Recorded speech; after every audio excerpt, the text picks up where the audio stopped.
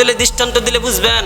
আল্লাহ রসুল যখন দেশ পৃথিবী শাসন করছেন, সাহাবা কেরামদেরকে দাড়ি লাগাইছেন, নামাজ পড়াইছেন, কালিমা পড়া মুসলমান বানাইছেন, শিরিক তাগুত কুফুর থেকে ফিরাই আনছেন, মূর্তি পূজার থেকে ফিরাই আনছেন। একজন জান্নাতিওয়ালা, সুসংবাদ প্রার্থিক জান্নাতিওয়ালা নবীজি সাহাবা কেরামদেরকে বানাইছেন। ঠিক ওই রকমভাবে ইন্নাল উলামা ওরাসাতুল আম্বিয়া, যে আল্লাহর নবীজির ওয়ারিস উলামায়ে কেরামদেরকে যদি বাংলাদেশের সরকারে মানান, বিশ্বের সরকার মানান, ইনশাল্লাহ দাড়ি নামাজওয়ালা আপনাদেরকে দাড়ি লাগাইয়া, নামাজ পড়াইয়া, কালিমা পড়াইয়া, মুসলমান বানাইয়া, ইমান ঠিক লাগাইয়া, ফর্দা লাগাইয়া, রোজা লাগাইয়া নবীজির মতন জান্নাতিবাসী বানাইবে।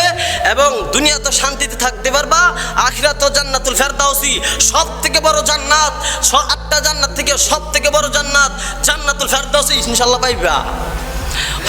এখন চাও কোনটা, আবু জাহেলের মতন নাকি আবু বকরের মতন দাঁড়িয়েলা নামাজের হইয়া মুসলমান জান্নাত নবীজির সাথে জান্নাতে চাইতে চাও, নাকি আবু জাহেলের মতন জাহান্নামে যাইতে চাও? কোনটা চাও তোমরা বলো?